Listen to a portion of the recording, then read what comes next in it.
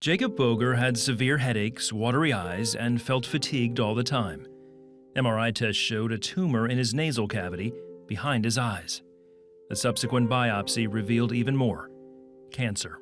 I had ignored the symptoms for so long that the cancer had progressed through the first stage, the second stage, and the third stage. And by the time we did the biopsy, I was in a fourth stage, given less than a 10% chance to live. The cancer was eating a hole through my skull and headed towards the brain.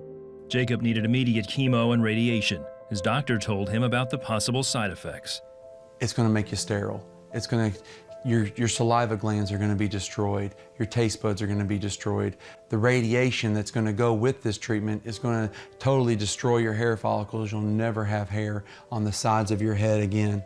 Jessica was Jacob's girlfriend at the time.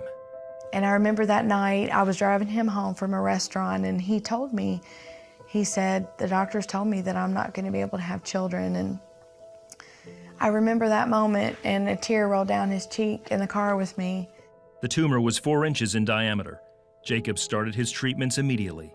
His doctor said he would live only 5 more years. He said that for the 5 years that I would be battling the cancer, even if it went into remission, that the level that it's at, the stage 4 that it's at, and the aggressiveness that it's at, that it's going to come back. One of the warning signs that he gave me is that if I ever wake up or through the day have cerebral fluid coming out of my nose, which was a clear, salty kind of fluid, he said, just rush to the hospital, but you're done at that point.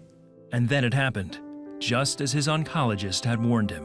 One night, in the middle of the night, I woke up because there was fluid on my lips, and I kind of tasted it, and it was that salty solution, and I immediately remembered that the doctor said, if you ever have that happen, you're going to the hospital immediately. Rush to the hospital. The discharge stopped. Jacob went to the hospital and continued his treatments. So I did 3 months of chemotherapy, then I went into a radiation treatment. And after about 2 weeks of that, I'm deteriorating. My body's deteriorating. Over a course of 2 months, I lost 60 pounds. And my faith is being tried at that point. Jacob was a Christian and believed God would heal him.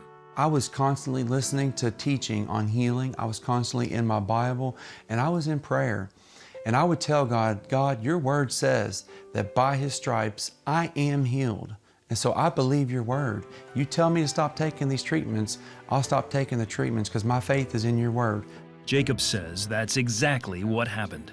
I woke up in the middle of the night one night, and just as clearly as I'm speaking to you right now, I heard God tell me, it's over, it's finished, it's done. Stop taking the treatments.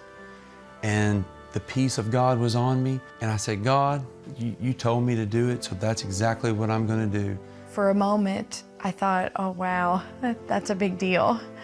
But then I was like, I always went back to, I know him. I know his relationship with God is the real deal. I know that he knows how to hear from God, and I trusted in him that he could hear from God. I trusted in his faith in God. But that day I walked in, I told him, Doctor, I'm done. And he treated me with respect, and I appreciated that. And I said, yes, sir. He said, will you go get me one more MRI? I said, I will. So I went and got the MRI that day. He scheduled it that day. He wasn't kidding around. 3 days later, I go back into his office, and he puts the films up on the board and says, this is where the tumor was, this is the aggression, this is how big it is, and this is the new film, and there's no tumor. He said, your tumor vanished. Medically speaking, these cannot be the same person.